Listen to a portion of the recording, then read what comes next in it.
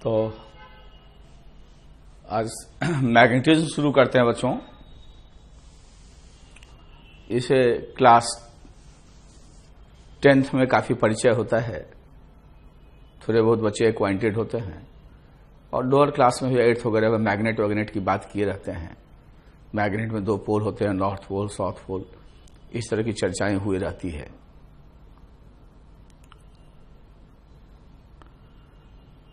हम intermediate standard में जैसे मैंने बताया था कि इलेक्ट्रिसिटी अलग पढ़ते हैं, मैग्नेटिज्म अलग पढ़ते हैं, लेकिन ये दोनों एक ही सिक्के के 2 पहलू होते हैं।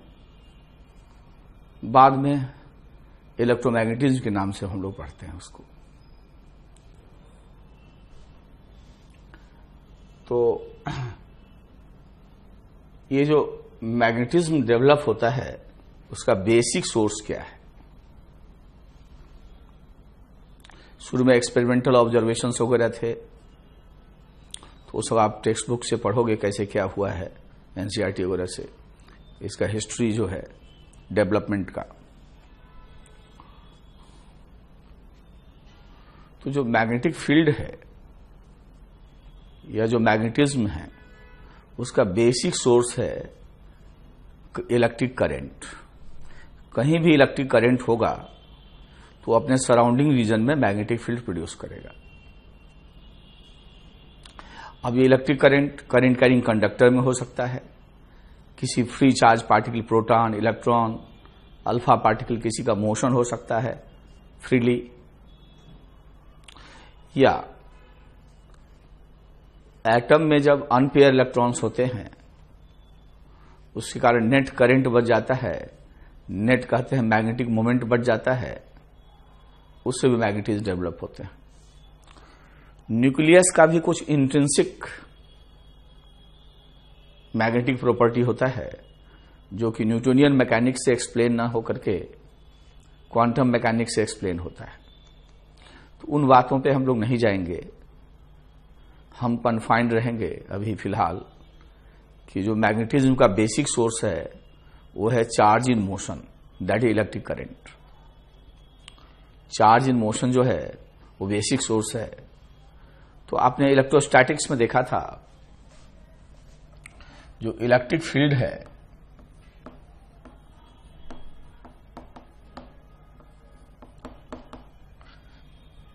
उसका बेसिक सोर्स है charge either at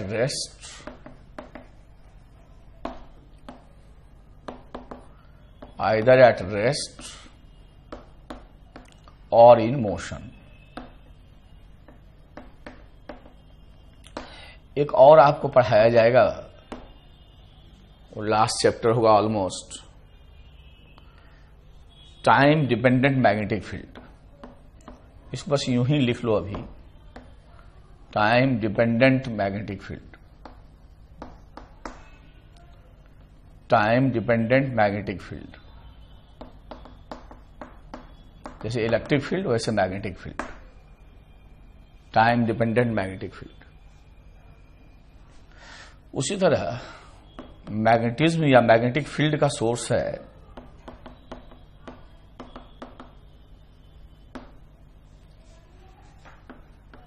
that is charge in motion.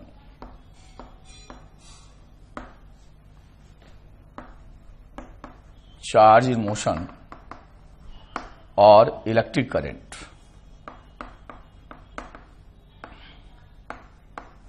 एक और सोर्स है जो इलेक्ट्रोमैग्नेटिक इंडक्शन में पढ़ते हैं, that is time dependent magnetic field, time dependent electric field, time dependent electric field, time dependent induction में ये पढ़ते हैं। ये जो है time dependent electric field, Ampere's law का मॉडिफाइड फॉर्म है मैक्सवेल के द्वारा, टाइम डिपेंडेंट इलेक्ट्रिक फील्ड। इसमें मैक्सवेल इक्वेशन आता है और ये इसमें इलेक्ट्रोमैग्नेटिक इंडक्शन आता है। तो हम लोग इस मैग्नेटिक फील्ड में कन्फाइंड हो जाएं। तो मेरे प्यारे बच्चों, पूरे मैग्नेटिज्म में आपको 4 important cross product, 4-5 important cross product मिलेंगे। तो उस क्रॉस प्रोडक्ट यदि वेक्टर्स 1 डायमेंशनल या 2 डायमेंशनल है, खास करके 1 डायमेंशनल वेक्टर्स हैं दोनों, तो हम एक्चुअल क्रॉस प्रोडक्ट न करके मैग्नीट्यूड की बात अलग कर लेते हैं इंटरमीडिएट में, बहुत मैथमेटिकल नहीं करते, और डायरेक्शन की बात अलग कर लेते हैं।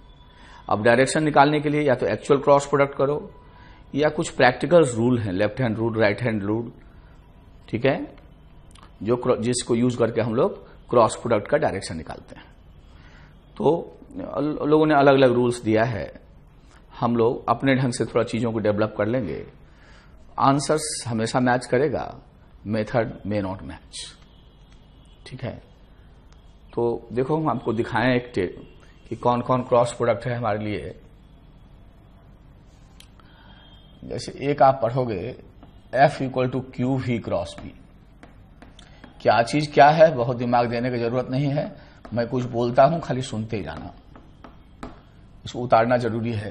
ये फोर्स है on moving charge particle having charge Q which is moving with velocity V in presence of magnetic field B।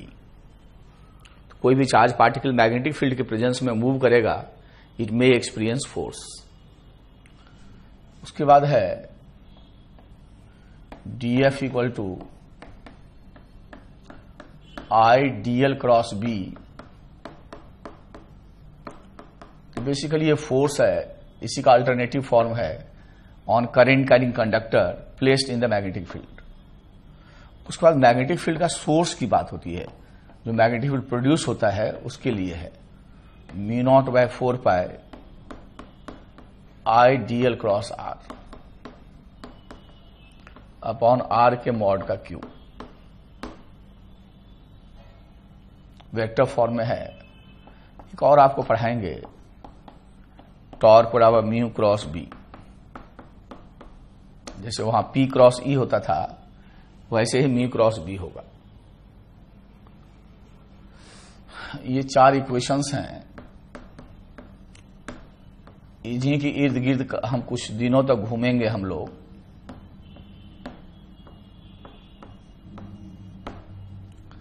और पूरा मैग्नेट ये जो यूनिट है लंबा है, इट विल टेक टाइम, अच्छे से धीरे धीरे करेंगे, सीखेंगे। लास्ट है ये, है ना।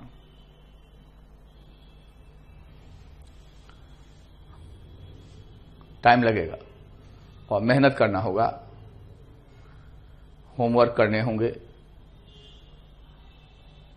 तो हर एक में क्या है कि क्रॉस प्रोडक्ट का डायरेक्शन है। तो इंटरमीडिएट एंड स्टैंडर्ड में क्या है, जैसे वेलोसिटी 2 डायमेंशनल हो, फील्ड 3 डायमेंशनल हो, तो यह हाथ वाला रूल से हो नहीं पाएगा, बहुत मेहनत हो जाएगा। तो ऐसे में एक्चुअल क्रॉस प्रोडक्ट कर लेते हैं। और फिर क्या करते हैं, यदि ऐसा नहीं है तो हम लोग 1 डायमेंशनल वगैरह चीजें हैं, तो प्रैक्टिकल रूप, Fleming left hand rule, right hand rule, ये सब यूज करते हैं। तो हम लोग यूनिफॉर्मली क्या करेंगे, फर्स्ट क्रॉस सेकंड वेक्टर का डायरेक्शन निकालना सीख लेंगे और उसको यूनिफॉर्मली चारों पे लगा देंगे। तो हम लोग क्या करने जा रहे हैं, first vector cross second vector का डायरेक्शन यूनिफॉर्मली सीखने जा रहे हैं। तो first vector cross second vector, तो करो क्या, अपने कॉपी में ऐसे नॉर्थ दिखा लो, मेरे साथ साथ वर्क करना होगा, देखने से नहीं होगा, मेरे साथ साथ करना। ऐसे ईस्ट दिखा लो, तो ये हॉरिजॉन्टल प्लेन हो गया। तो नेचुरली ये साउथ है और ये वेस्ट है। तो यदि ये नॉर्थ है, ये ईस्ट है, ये साउथ है, वेस्ट है, तो into the plane of paper, तुम्हारे कॉपी पे, मेरे बोर्ड पे, अंदर के तरफ जो है दैट इज वर्टिकली डाउनवर्ड, बाहर के तरफ जो होगा that will B vertically upward. तो जो अंदर की तरफ होगा that will B vertically downward, जो बाहर की तरफ होगा that will B vertically upward.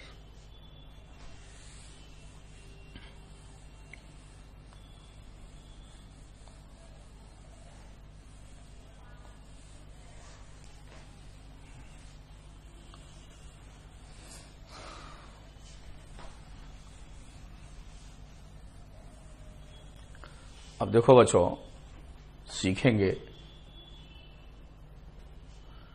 तो हम एक कॉलम बना लें और आप मेरे साथ साथ करिएगा, पक्का सीखिएगा।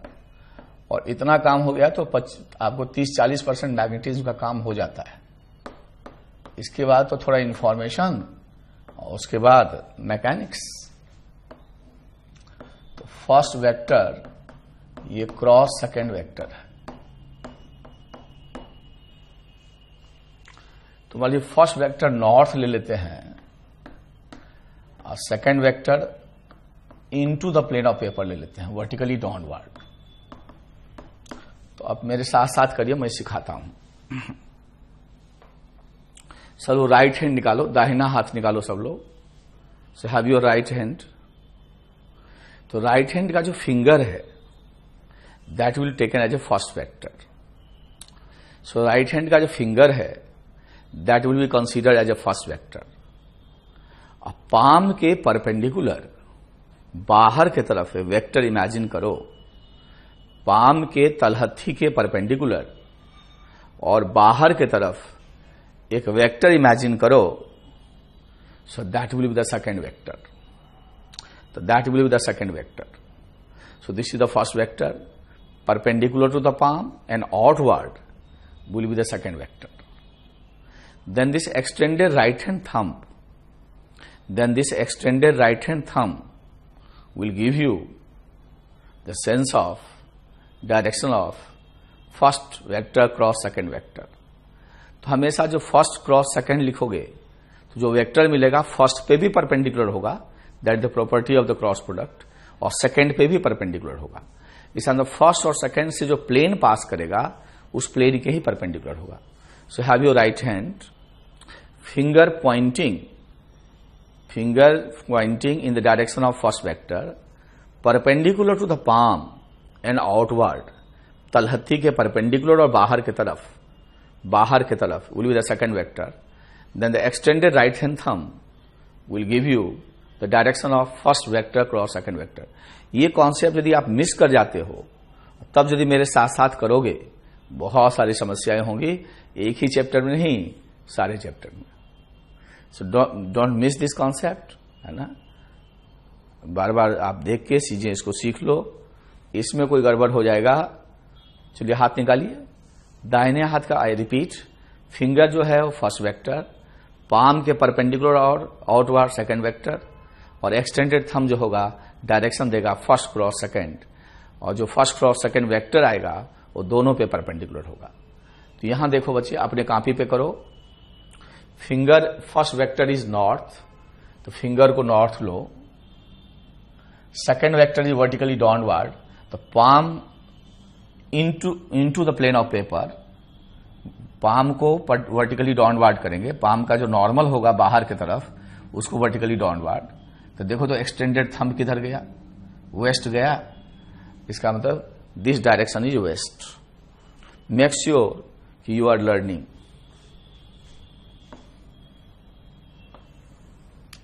Now suppose this is north and this is east.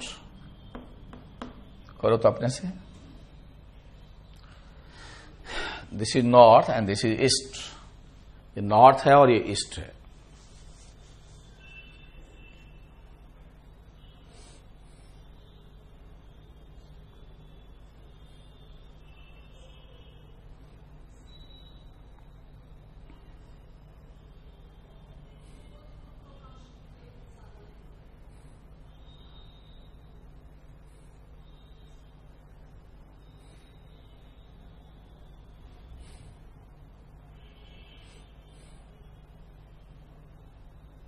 कर लिए। So finger is the first vector north, palm is east. अपने कॉपी पे करो। Finger is north, palm is east, so this must be into the plane of paper, means vertically downward. So first vector is finger, finger is north, palm is the second vector, palm का outward east, this is going into the plane of paper, so this is vertically downward.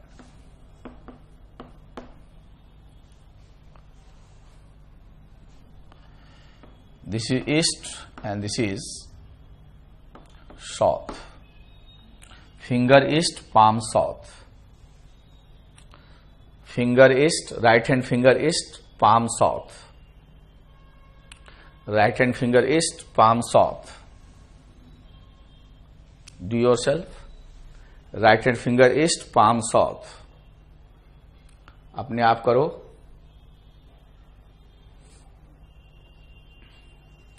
So right hand finger east, palm south.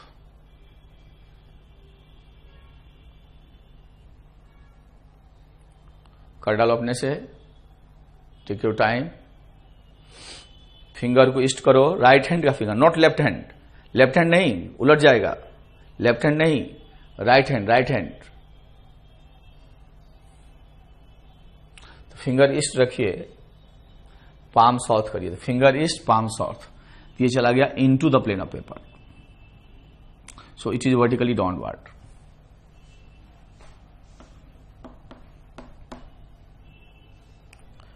यह है east, ये vertically upward. Finger east, palm up. Finger east, palm up. Right hand, not left hand. Finger east, palm north. Finger east and palm north. Oh, palm vertically upward. Sorry बेटा. palm vertically upward. Palm vertically upward. Finger east, palm vertically upward.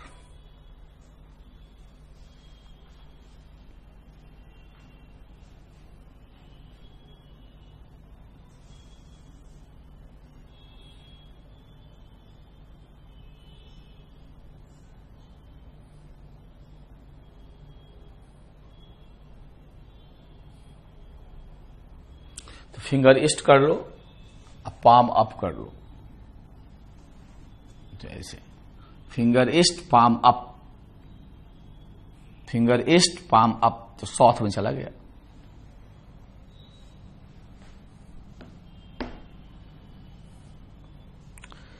यह है vertically upward और यह है north. Finger up, palm north. Finger up, palm north. Right hand. Finger up, palm north. Right hand. Finger up, palm north.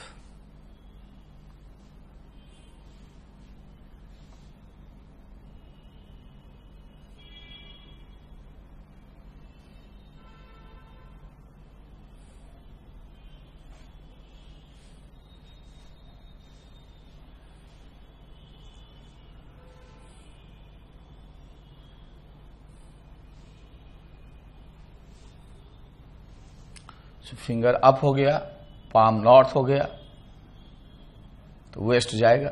Finger up, right hand finger up, first vector. Finger palm north, तो waste चला गया.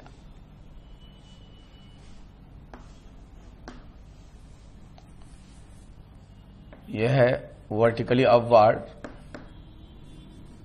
यह है east. थोड़ा दिक्कत होगा करना. चलो करो. Finger up, palm east. Right hand finger up, palm east. Right hand finger, थोड़ा कांपी घुमा लो, थोड़ा शरीर घुमा लो. Finger up, right hand finger up, palm east. करना पड़ेगा. Right hand finger up, palm east.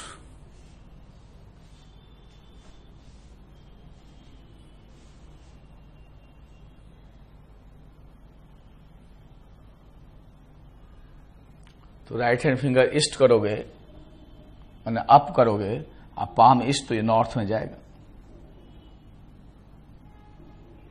Finger up, palm east, तो नॉर्थ में गया.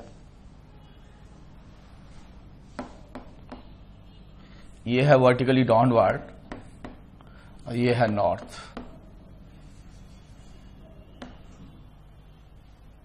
Finger pointing vertically downward, palm pointing north.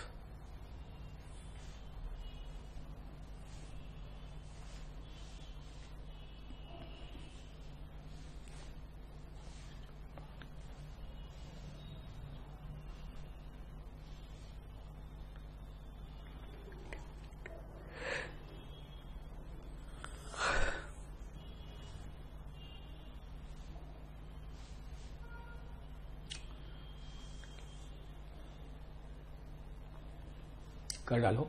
So finger pointing downward and palm is north. So this is east. ऐसे ऐसे. Finger into the plane of paper, palm is north. So this is east. तो इस तरह से आप sufficient practice किए होंगे. कोई कंफ्यूजन नहीं रहना चाहिए. अब लिखो, force on a moving charge particle, force on a moving charge particle in presence of magnetic field. Force on a moving charge particle in presence of magnetic field. Force on a moving charge particle in presence of magnetic field. लिखो, a moving charge particle in presence of magnetic field may experience force, and this force is given by F equal to QV cross B.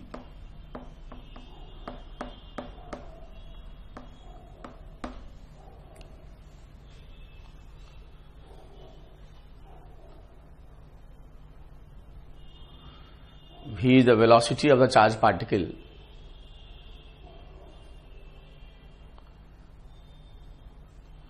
and B is the magnetic field, or also called magnetic induction. B is called magnetic field, just like electric field, or also called magnetic induction. Q is the amount of charge on the particle. Amount of charge on the particle.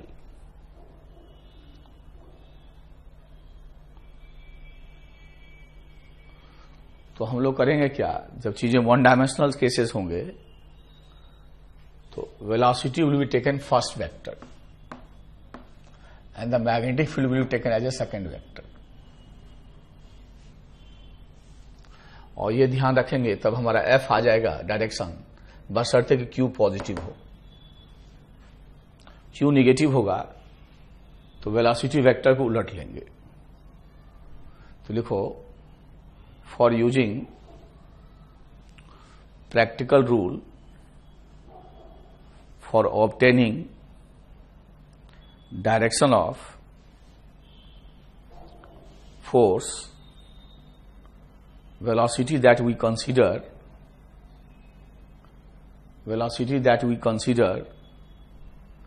we must consider in the sense in which positive charge moves.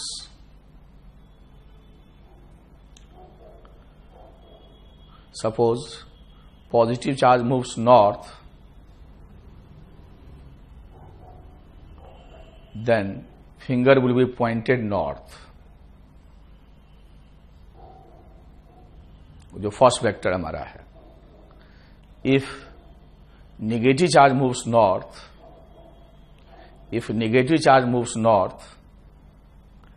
then velocity will be pointed south, then the finger will be pointed south.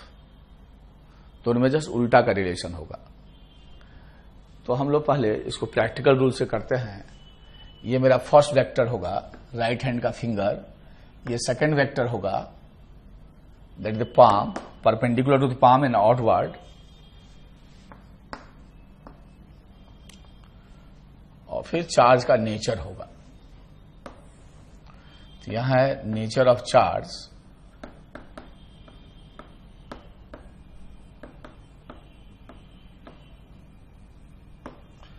यहां V का actual direction, उलटना होगा तो उलट लेंगे negative case में. ये magnetic field का डायरेक्शन और ये फोर्स का direction. So charge is positive,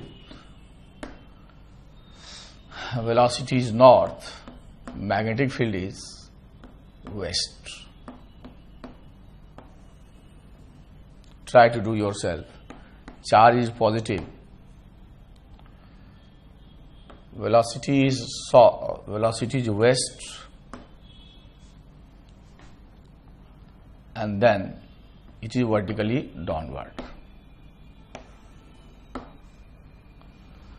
Try to do yourself. करो तो जरा,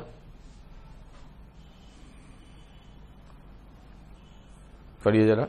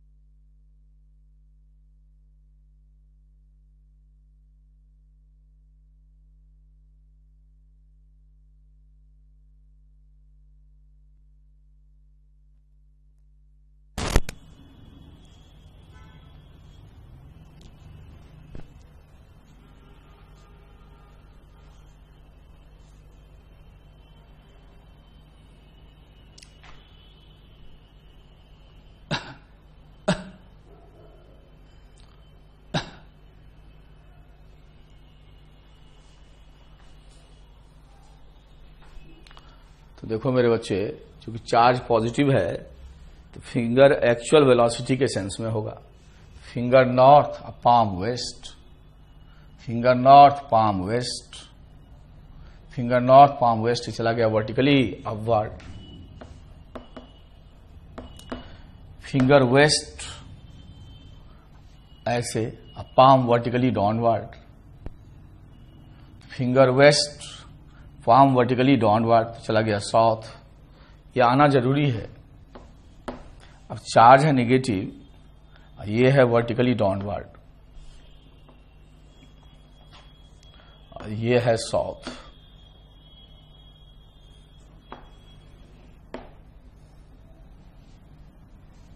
चार्ज है नेगेटिव, ये है नॉर्थ, ये है वर्टिकली अपवर्ड. थोड़ा दिक्कत होगा, होने देना. तो चार्ज नेगेटिव होगा तो फिंगर वर्टिकली डाउनवर्ड लेकर के वर्टिकली अपवर्ड लेंगे, वेलोसिटी के एक्चुअल डायरेक्शन को उलट लेंगे. वेलोसिटी के एक्चुअल डायरेक्शन को उलट लेंगे.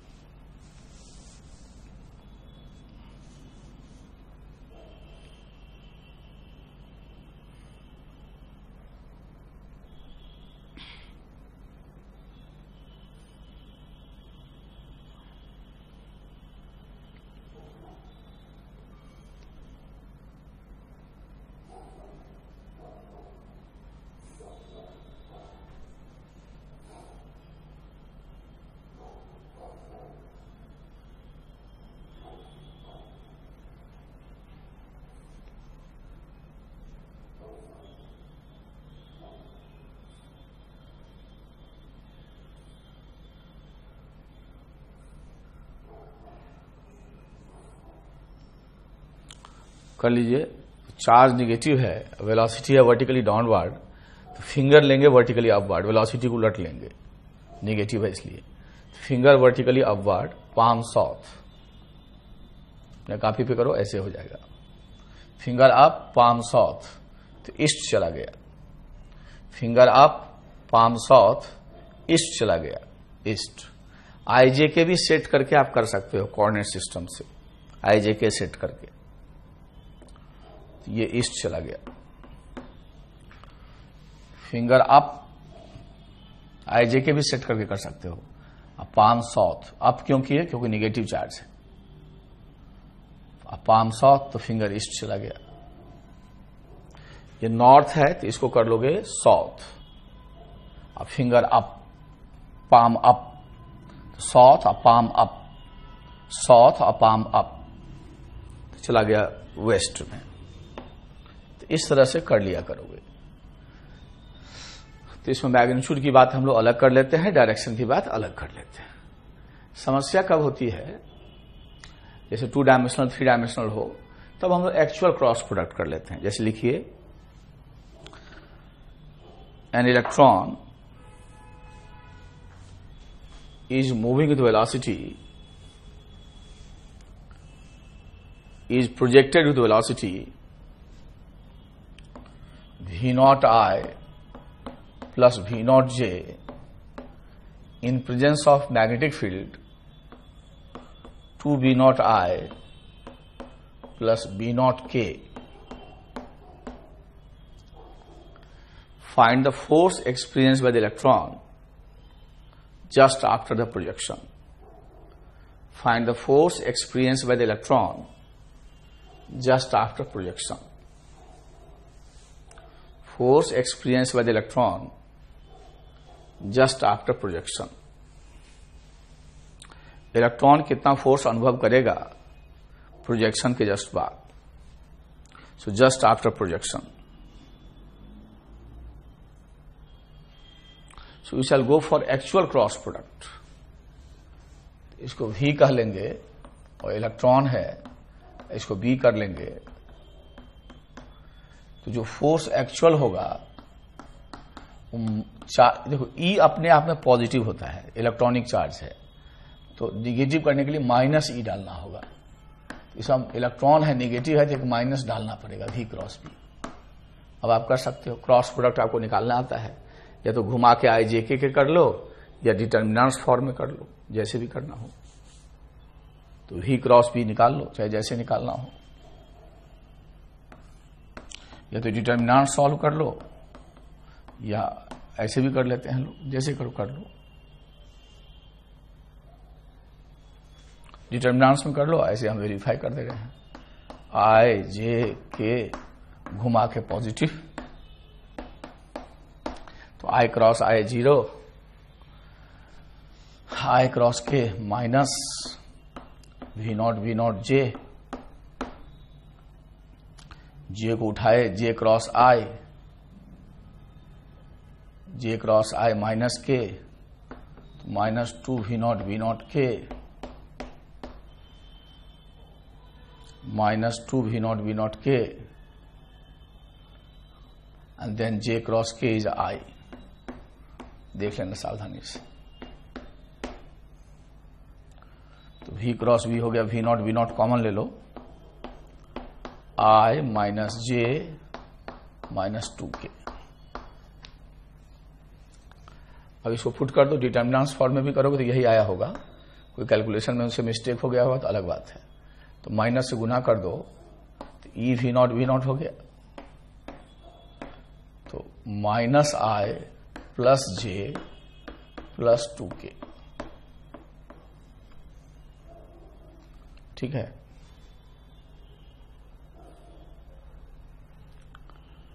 चाहो तो डिटर्मिनेंट्स फॉर्म में कर लो, तो आई जे के एक माइनस बाद में डाल देंगे। V का कोफिशिएंट लिख लो, V क्रॉस B होता है वी नॉट 0, इसका लिख लो 2 B नॉट 0 B नॉट। ये V क्रॉस B है, इसमें माइनस E से गुना करना होगा।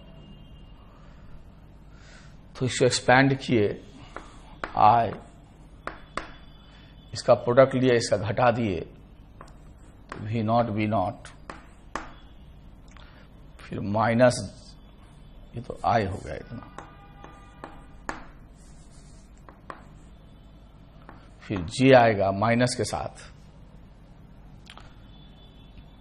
तो इसको छोड़ देंगे तो इसको ये भी हो जाएगा v not b not minus के साथ जे। अब के वाला आएगा तो ये तो जीरो ही हो जाएगा, तो माइनस टू बी नॉट के, यही आ रहा वी क्रॉस भी। देखो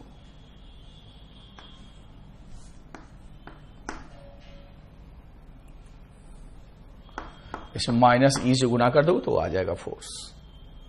तो ऐसे में हाथ वाला रूल हमको मदद नहीं किया, एक्चुअल क्रॉस प्रोडक्ट हमें करना ही पड़ा।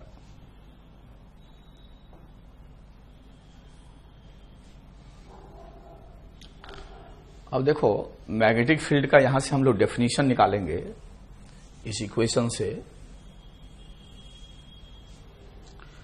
तो एफ का जो मैग्नीट्यूड होगा mod of f equal to q mod of v mod of b sine theta.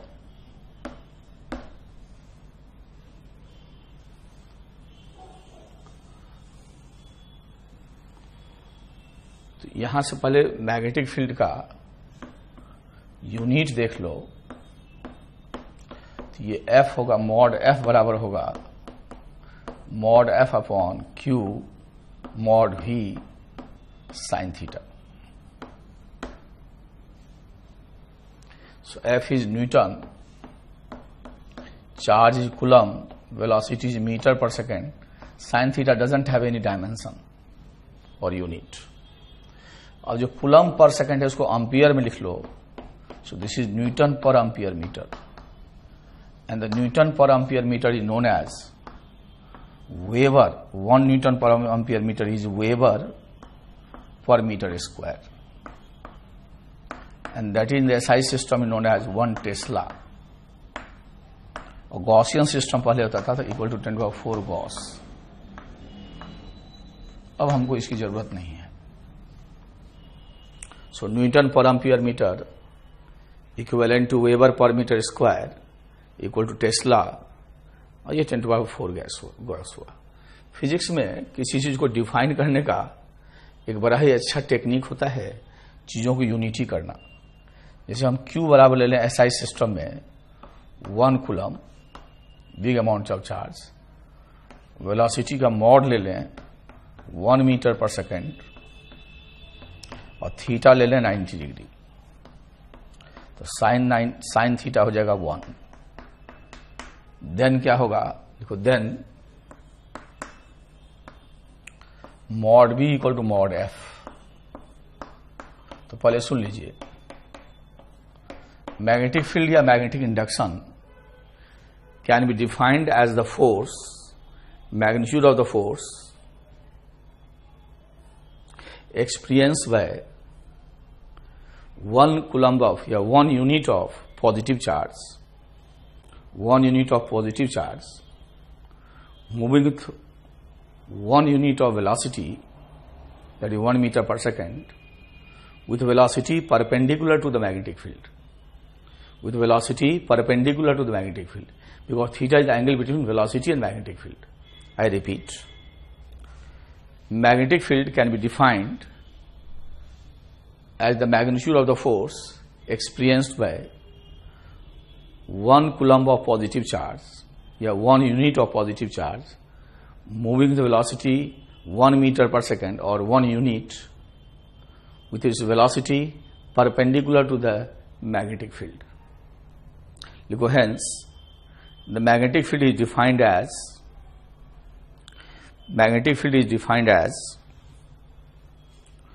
force experienced by the charged particle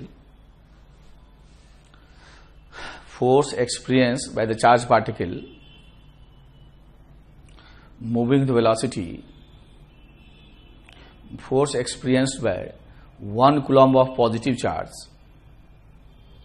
force experienced by 1 coulomb of positive charge moving with the velocity 1 meter per second, moving with velocity 1 meter per second with velocity perpendicular to the magnetic field. With velocity perpendicular to the magnetic field.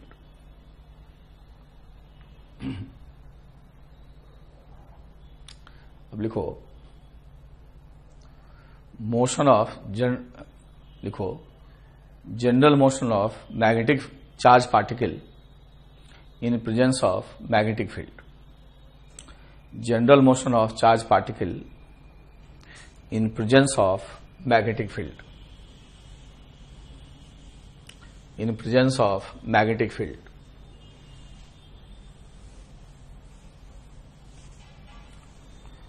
Cross product का property obey होगा. F equal to लिखोगे q v cross भी.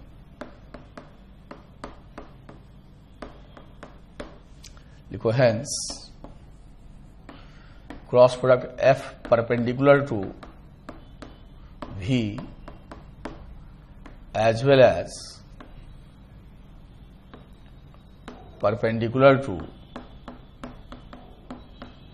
B. इसलिए f dot b चाहे acceleration जो होगा resultant वो भी 0. एफ डॉट भी 0 होगा. If A is a resultant acceleration तो एक्सलेशन के साथ भी इसका डॉट प्रोडक्ट 0 होगा. लिखो F dot b 0 means power developed is 0. Power developed is 0. Power developed is 0. एक चीज देखो f dot v is D r by d t is 0. इसलिए एफ डॉट डी आर 0 क्योंकि इसीलिए डी डब्ल्यू 0. इसीलिए W 0 यदि केवल मैग्नेटिक फील्ड है तो therefore speed constant, therefore kinetic energy constant. और ये होल्ड हमेशा करेगा चाहे फील्ड यूनिफॉर्म हो चाहे फील्ड नॉन यूनिफॉर्म हो. चाहे फील्ड यूनिफॉर्म हो चाहे फील्ड नॉन यूनिफॉर्म हो. ये हमेशा होल्ड करेगा वेदर फील्ड यूनिफॉर्म और नॉन यूनिफॉर्म. लिखो when a charge particle moves in the magnetic field the force is always perpendicular to velocity. Force is always perpendicular to velocity. Hence, it is always perpendicular to very small displacement dr, infinitesimal displacement dr. Velocity की direction में ही बहुत छोटा displacement होगा. dt time का जो displacement होगा वो velocity के डायरेक्शन में ही होगा. बड़ा डिस्प्लेसमेंट वेलोसिटी वेरिएबल है डायरेक्शन में तो ऐसे नहीं डिफाइन कर सकते. लेकिन very small displacement call infinitesimal displacement is always in direction of velocity. So force is always perpendicular to infinitesimal displacement that is D R. Therefore force of magnetic field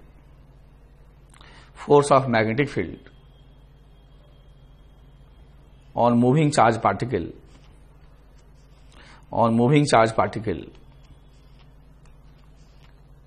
does not do any work, does not develop any power. Hence, it cannot change the magnitude of velocity. It can change only its direction. Therefore, the kinetic energy remains constant.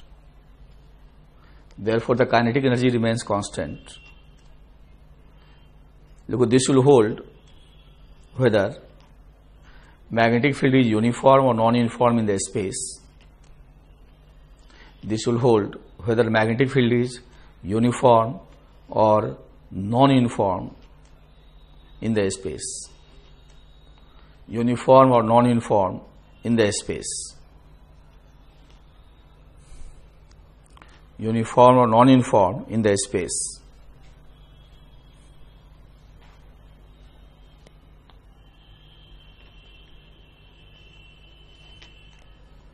चाहे uniform हो चाहे non uniform हो space में, यह हमेशा hold करता है।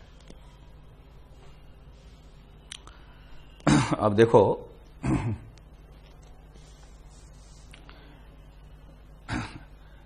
देखो ए particle having charge plus q enters the region of uniform magnetic field B naught I plus B naught J at t equal to 0 with the velocity V naught I plus V naught root 3k.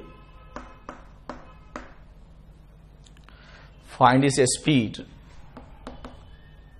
after t second. Speed after t second. Speed after t second.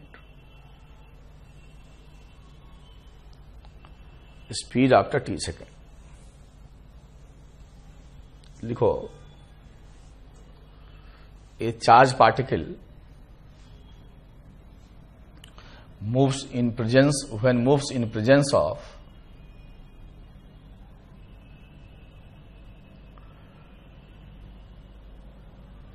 uniform magnetic field 10 to the power minus 4 into 2i plus 3j plus z नहीं मालूम है, z के, then its acceleration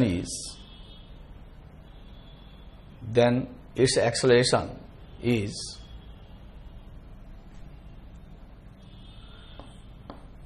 10 into 4i minus 2j plus 6k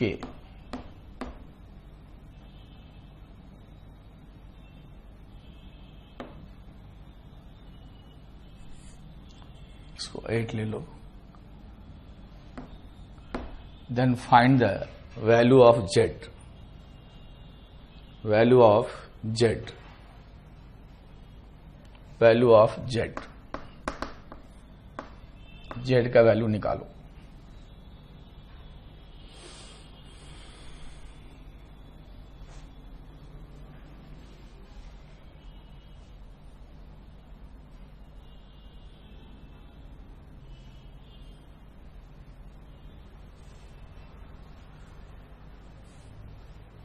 इसको करके दिखाओ, इसको रोक दो और करके दिखाओ।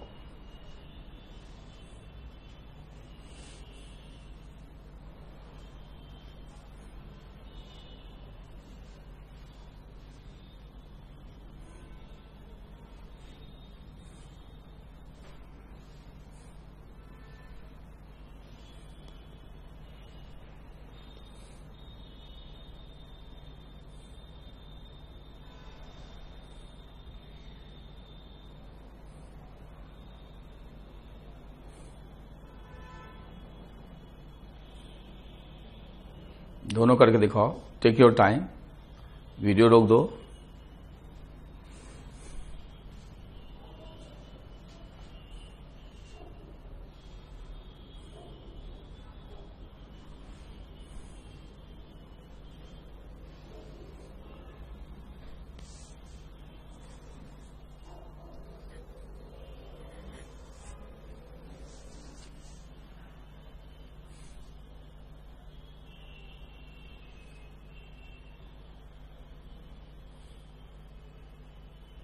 बच्चे होशियार हैं, वीडियो रोक के कर डाले।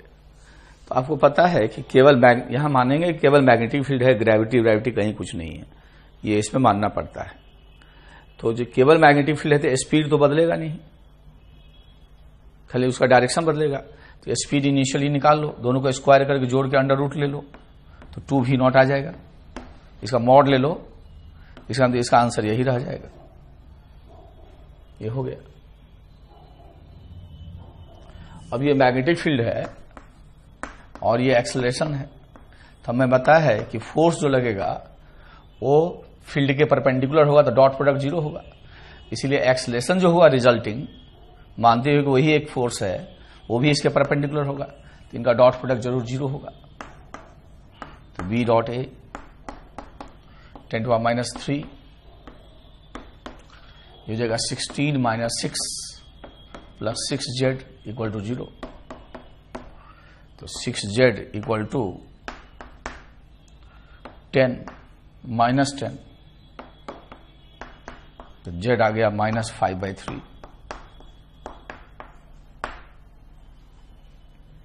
इस तरह से हम लोग कर लिए। अब लिखो path of the charge particle in the uniform magnetic field. अब हम स्पेशल केस ले रहे हैं यूनिफॉर्म फील्ड का। So path of the charge particle in the uniform magnetic field, path of the charged particle in the uniform magnetic field।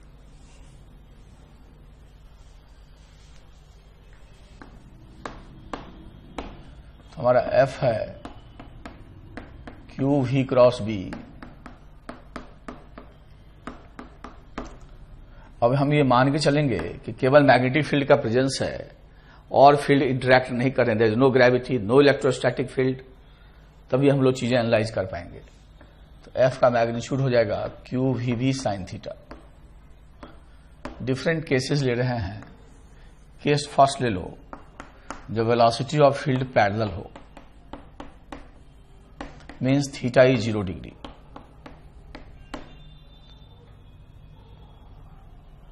θ 0 होगा तो force ही नहीं लगेगा, इसका मतलब path must be straight line, उसी डायरेक्शन में चलता चला जाएगा, मैग्नीट्यूड तो कभी नहीं बदलता। सेकंड केस ले लो,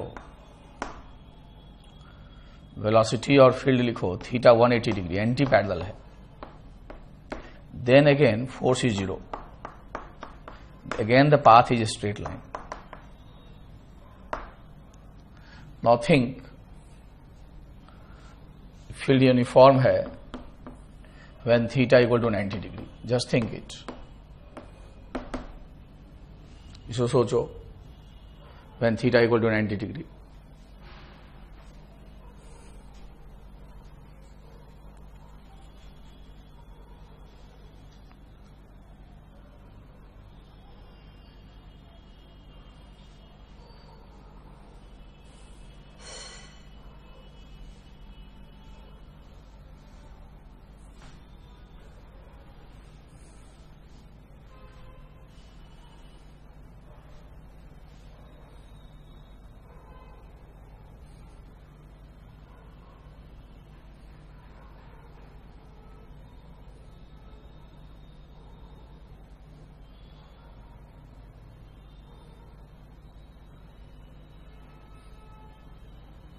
इसको एनालाइज करो।